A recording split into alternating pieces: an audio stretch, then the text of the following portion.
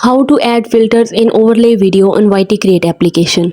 So hey guys, welcome to my channel, and in this video I'm going to show you how you can change the filter of the overlay video in YT Create application.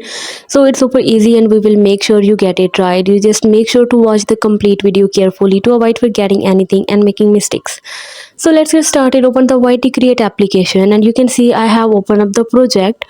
Now you can see if I wanted to change the color or the filter of the overlay video, I can just simply tap right here on the overlay photo. Now you can see the filter option at the very bottom of the screen. Tap on the filter. Now you can select the filter from there. You can see if I tap on the filter, there will be changes. So I can select one of the filter from there and just tap right here on the done.